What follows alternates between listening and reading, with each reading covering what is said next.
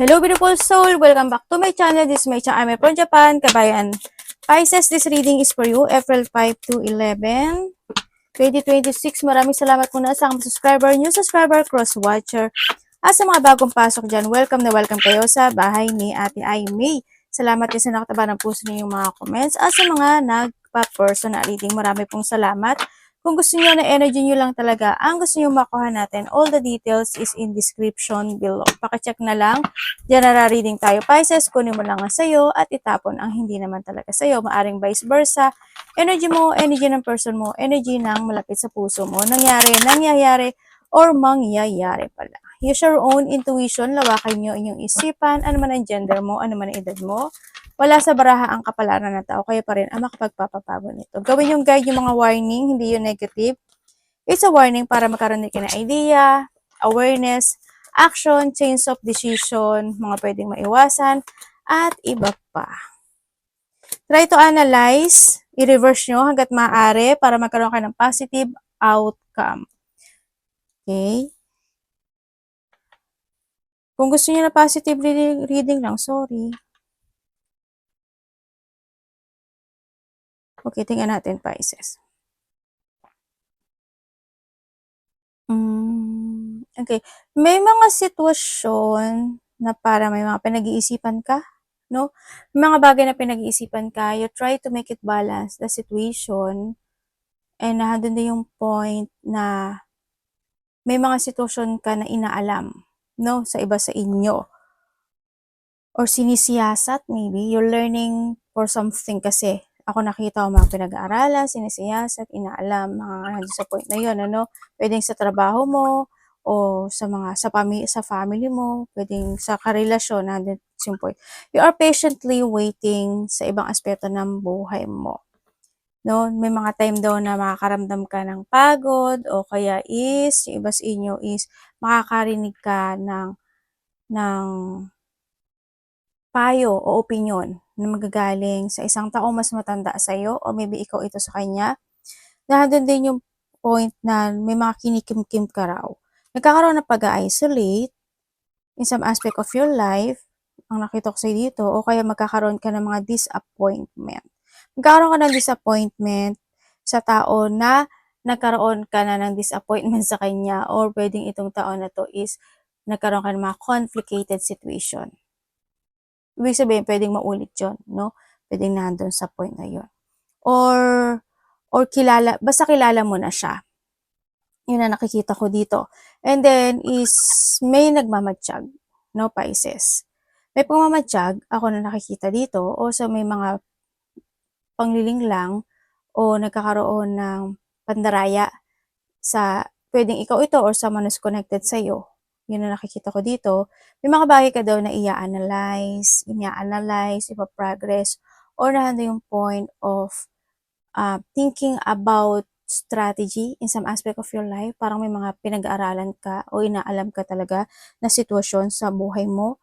Yun nakikita ko sa'yo. There's a bullying din ako na nakikita, no? Mga bullying situation, may mga tensyon na hindi pa totally tapos, ang nakikita ko sa'yo dito. Malolostot ka daw, ang sinasabi dito. Siguro medyo may mga time na makakaramdam ka ng mga stress, mamamanipulate ka ng situation, o may mga bagay na siguro mararamdaman mo bakit ganito, nagiging mabagal yung situation, nagiging mahina o matumal, or may mga ganun na sitwasyon, ano, or maybe this is your decision making na marami lang talagang tumatakbo sa isipan mo, na you want to make it sure, pwedeng nahandoon sa point na yun. May mga bagay daw na babalikan ka, o kinakailangan mong balikan. Yun ang sinasabi dito. Ingat ka sa mga mangloloko. Kasi may pangliling lang situation.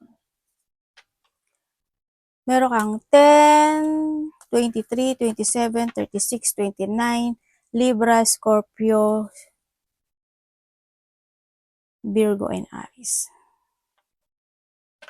Ay, oo nga. Okay. May mga sitwasyon ka daw na naiisip, or maybe you want to structure something into your life, Pero medyo nahihirapan ka ata o nai-stress ka o nandun yung point of worrying sa iba. Pwedeng nandun sa point na yun ano. Yan, there's a burden situation, may mga ikinaka-burden or ikaka-burden ka, may mga kalungkutan ka raw na mararamdaman. Andun na yung point of sa iba sa inyo is there's a big problem na pagdadaanan. Sana walang mawalang buhay, no? Or may mga disappointment siguro sa iba, no? Baka magkaroon ka ng disappointment. Yan. Kaya you need to be very careful lang din sa mga bagay na ginagawa mo this time para hindi ka rin magkamali. Ganyan.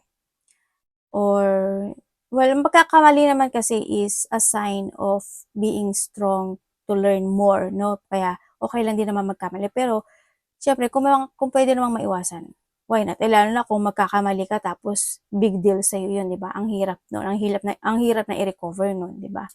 And then also is, there's a delay situation. Magkakaroon ng mga delay in some aspect of your life. Yan. Pwedeng madi-delay, i-delay, or may mga pagpapaliban.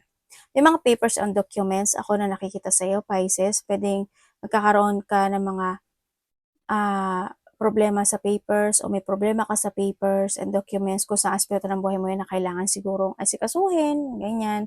O kaya sabi ko, huwag kayong pabigla-bigla, baka mag-mess yung mga situation, di ba? Or maybe yung trabaho mo, yan, may mga document situation, may mga news ka na marireceive or messages or mga pagkakamali talaga when it comes to writing din, ano, sa nakikita ko sa'yo dito, yan, na pwede ika-stress mo, ika-worrying mo sa iba sa inyo.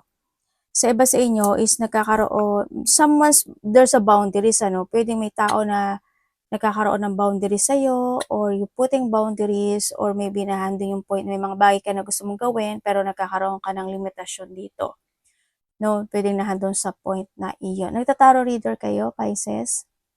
Yun, pwedeng sa iba sa inyo, when it comes to your work or sa mga trabaho nyo, kung saan man yan, kung ano man yan, pwedeng nahandun yung point na medyo na kakaroon ka ng worrying or stress situation, ano, sa iba sa inyo.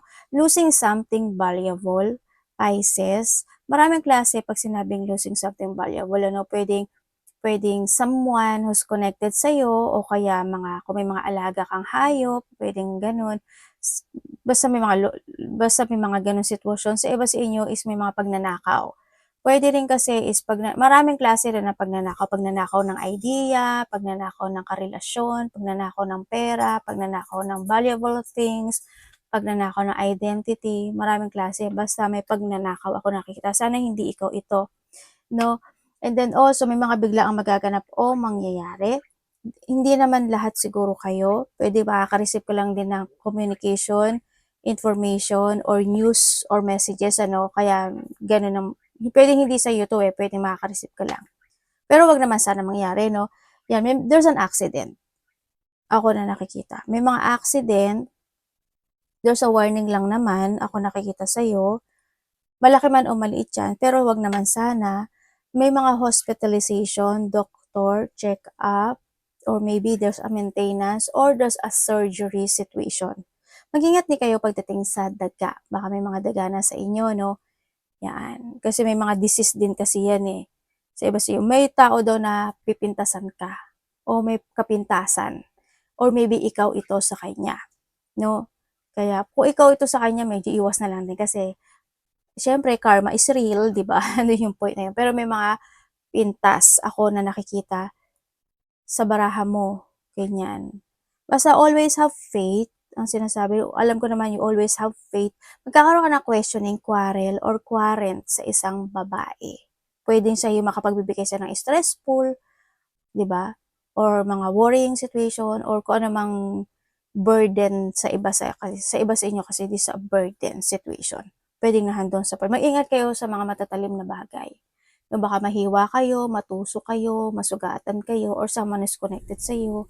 Yan, mga needle, mga pwedeng makasugat sa inyo, ganyan. Ingat-ingat na lang kayo, doble ingat na lang din ano sa iba. Anak, baba kayo muna, baba. Tingnan natin energy mo. Energy ni Pisces. Pwede rin kasi na yung mga tao na yun, kung magkakaroon ng conflict, pwedeng doon ka makaramdam ng painful, di ba? Yung mga masasakit na salita, kung kala mong may alam sila sa buhay mo, yung mga ganun. Pwedeng doon ka masaktan. Ay, devil!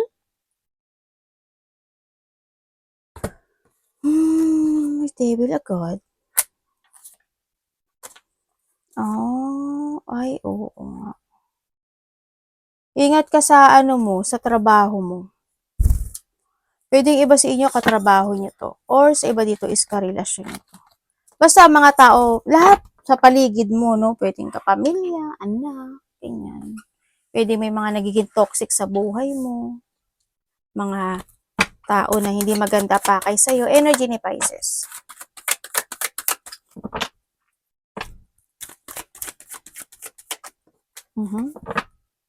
Ano yung sanggumin? Kasi naman po, andyan ka. Wala namang pagkain dyan. Ano pa talaga sa ano? Malapit pa talaga sa baraha. Energy po niya. Okay, when it comes sa yung energy. Anak! Dun mo na dun. Okay, when it comes sa yung energy is yung iba sa inyo, palagi ba kayong sumasaktan ulo nyo? Meron ba kayong migraine? Ganyan.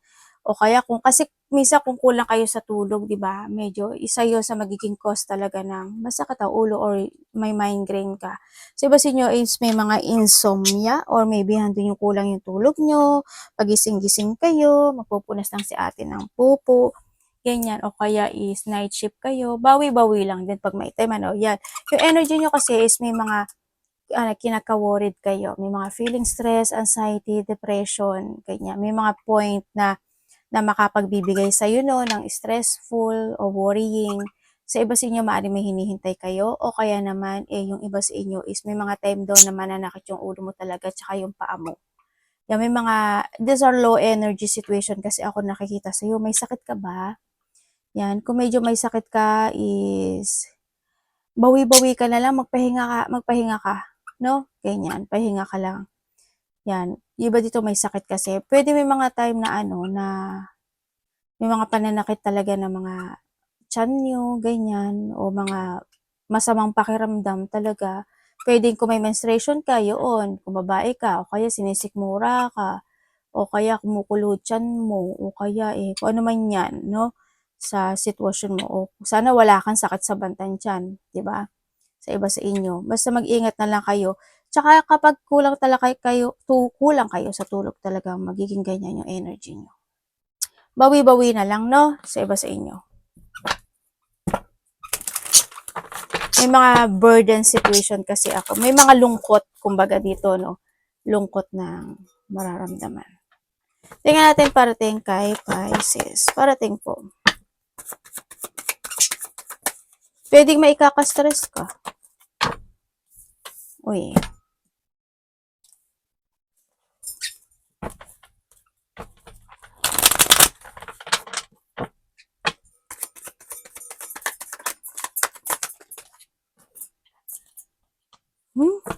Ba, ang pangat ng card mo, What happened to you? Sabi ko na din. What happened to you? Okay. Parating sa iyo. May mga pain ka nga na mararamdaman. Okay, parating sa iyo. Parating sa iyo is meron daw na tao na makikipag-usap sa iyo and then madi-disappoint ka sa kanya. O kaya naman, meron kang tao na nakakausap or makakausap mo, vice versa tayo na magkakaroon siya ng doubt sa'yo. Pwede na doon sa point na yun. Or siya ito sa'yo. Basta may mga ganung sitwasyon, disappointment. And then, pero may mother figure ako nakikita, no? And then, doon yung parating din sa'yo is, ang nakikita ko sa'yo dito, yes, there's a bullying. Ako na nakikita, no? Yeah, may mga, parang nabanggit ko yan kanina. May mga bullying situation ako na nakita, pwedeng dalawa, magbubully sa'yo, or isa hanggang dalawa, pwedeng nandun sa point na yun. Pwede yun yung mga same na tao, no, sa iba sa inyo, na dati na nagkakaroon kayo ng hindi magandang situation in life, may habaan mo lang yung pasensya mo. Ang sabi rin dito is dito may travel kasi iba, no? Pero yung nagkakaroon kayo ng thinking about traveling but it not, wala pa yung decision na yun, ano? Pwedeng nandun sa point na hindi ka pa makapag-decide, pinag-iisipan mo pa talaga siya, pwedeng nandun sa point na yun. Pero kasi may departure ako na nakikita sa iyo dito sa sitwasyon.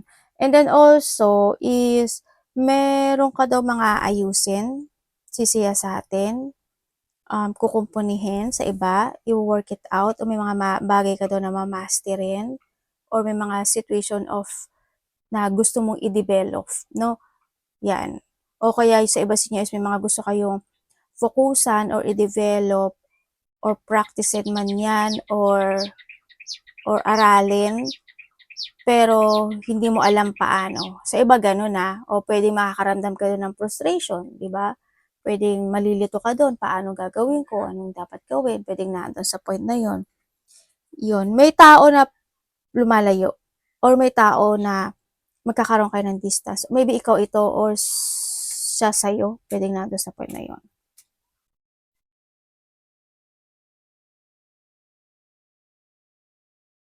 Pisces, may kaway ka? Kasi may tao dito na gusto mag-revenge. May tao. Gusto niya mag-revenge. Or maybe this is you. Wag naman sana ikaw kasi hindi na maganda. Na magkakaroon kayo ng mga, magkakaroon kayo ng, kasi may conflict no? May conflict talaga. Magkakaroon ka ng, may mga complicated situation or nahandon of battle thought sa iba sa inyo. Kasi kung if this is a battle, if ito is battle to, siguro nandun sa point na nagiging mabagal yung mga actions, decision, movement sa mga bagay-bagay mo o sa sitwasyon mo. Sa iba naman sa inyo is pwedeng nandun sa point na nakakaramdam ka ng mga mababagal na situation in life. Kumbaga parang unti-unti yung processing or unti-unting dumarating yung blessing, nagiging mabagal. Pwedeng na doon sa point or nagiging mabagal lang talaga yung mga actions and decision making or movement mo this time. Yun ang nakikita ko sa iyo dito. May mga painful ka na ay may nagsisiyasat. May pag-aaralan ka, Pisces, o may aaralin ka? Sa iba sa inyo, ganun nakikita ko dito. May tao na may distansya kayo Hindi ko alam kung nasang lugar siya or either may distansya kayo sa edad or nasa ibang lugar siya na may hihilingin siya sa'yo or ikaw ang may hihilingin sa kanya. Pwedeng mayroon siya pinagdadaanan na lungkot o frustration, di hihingi sa sayo ng tulong or may hihingi sa sayo or ikaw ito sa kanya. Or maybe may hihilingin siya sa'yo tapos doon ka mapuprostrate at may stress, pwedeng nando sa point na yun. Or pag-iisipan mo talaga siya na maigi. Kung sa third party yun, mahirap na. Dapat iwasan. 3 of Swords agad Bakit may 3 of Swords ka dito? Ay, habaan mo yung pasensya mo ha. Habaan mo pa yung pasensya mo. Dapat iwasan.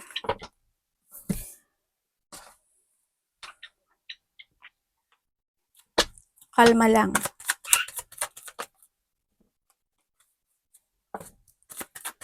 Okay. Dapat mong iwasan yung hindi ka mag-focus sa sarili mo. Yung hindi ka magkaroon ng self-care sa sarili mo, no? Yan.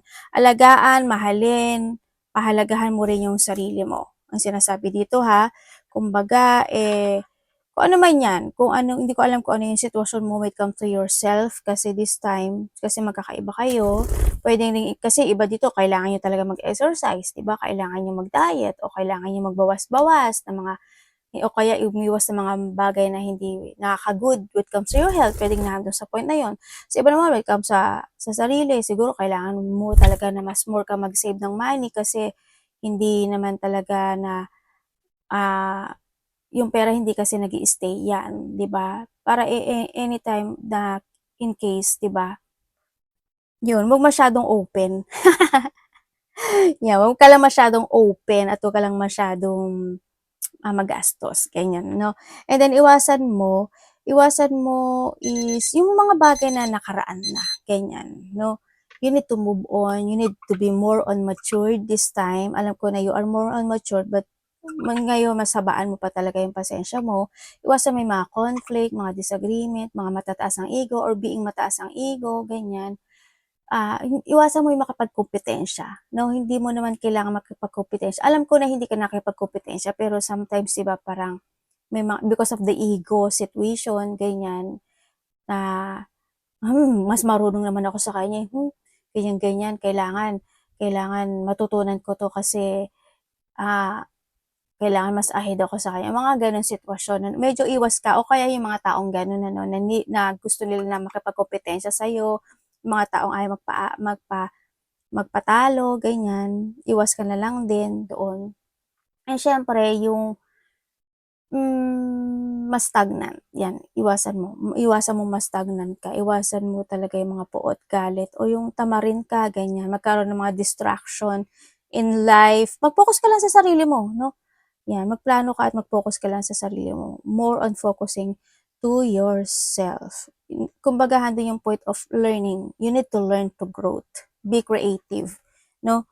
Ay, may puput na naman dito. Sige lang Love. Tingnan natin ang love. Love ni Pisces. Baby, bakit ba pinagtitripan mo talaga yung calendar? Dun nga, anak. Kapatid, anak, magulang, karelasyon, kaibigan, pamilya. Ano yung gumen? Dati. Dito ka nga, anak. Yung ano ko, kasi pinagtitripan niya yung calendar. Puro ngat-ngat.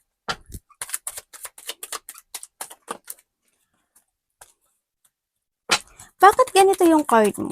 Okay ka lang ba talaga? Sabi ganun. Iba dito related sa family, no? Okay, when it comes sa yung love, kung ikaw ay single, sa iba sa inyo related siya sa family ha, yung ano nyo. Okay, pagdating sa yung love, yes, meron naman ako nakikita, pwedeng may babalik, or pwedeng nahandin yung point na mas matanda to sa'yo, Pisces. Mas matanda sa'yo. Pero mag-ingat ka pa, basta mag-trust ka sa intuition mo. Either isa hanggang dalawa, isa dito bata, isa dito mas matanda sa'yo. Or pwedeng ka same age mo yung isa, or isa mas matanda, ganyan. Yun. Basta mag-trust ka lang sa intuition mo, ha? Dito, ha? Kumbaga, try to analyze yung sitwasyon, okay?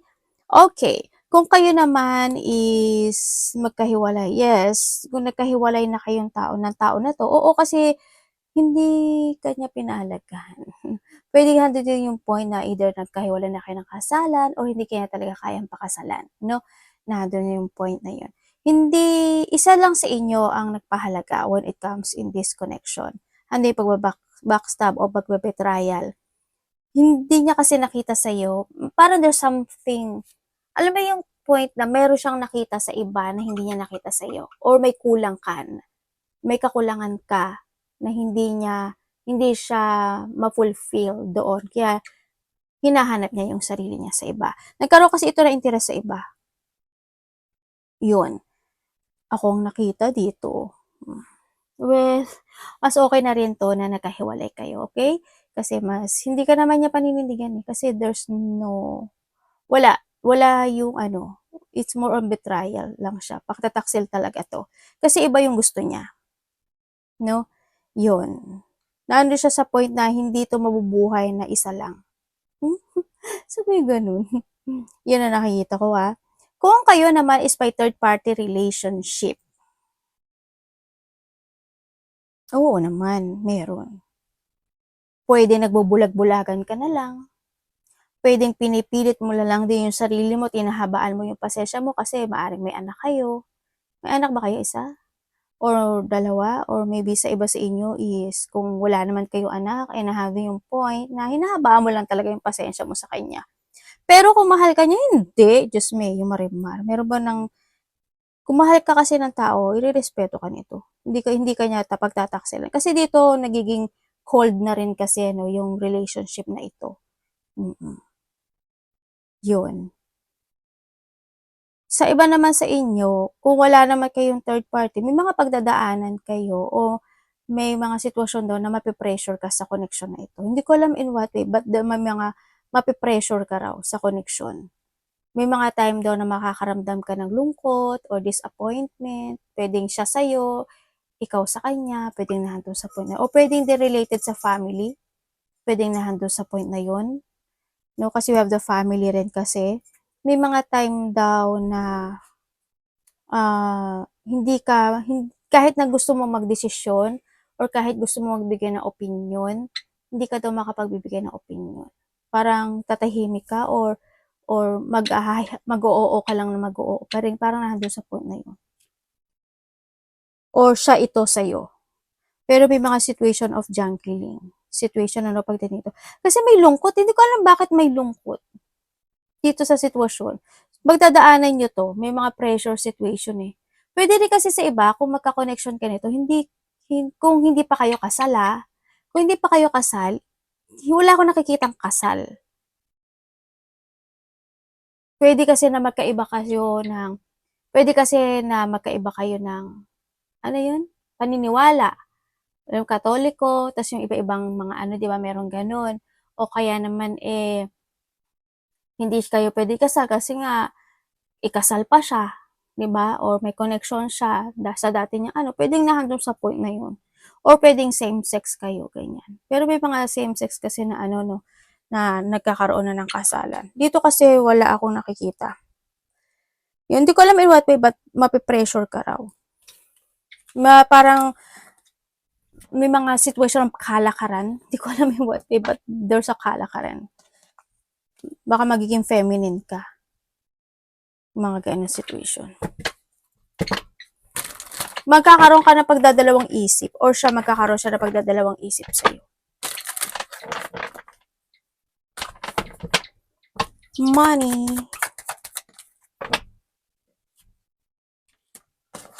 Ay. Ano ba yun? Ba't ganun? Ay.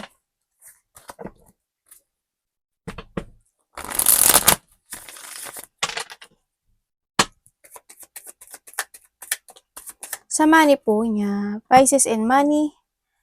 Okay. When it comes sa iyong money, pagdating sa iyong money, ang nakikita ko naman is pinag-iisipan mo talaga maigi, no? Nandun yung point na yun. Nagkakaroon ka ng mga idea or may mga bagay ka na gusto mong gawin o gagawin o ginagawa this time na yun daw yung makakatulong sa'yo para magkaroon ka ng successful sa buhay pagdating sa pera or sa trabaho, nandun yung sa point na yun. Yan. And then, yung iba kasi sa inyo dito is this is an idea or maybe there's a project. Ako nakikita. Kumbaga, yung pagdating kasi sa'yo is nagiging minsan okay, minsan okay, hindi. At least hindi ka na empty. Yun ang pinaka-the best naman sa lahat. Hindi ka na empty. No? Pero may mga time daw na kailangan mo daw baguhin pagdating siguro sa pagmamalakad ng mga gawain mo or pagmamalakad ng pera mo. Pwede nandun sa point na yon. Kasi something need to change. Mga ganong sitwasyon. Yon ang sabi dito. No? Take it action. Arigato namaste. God bless.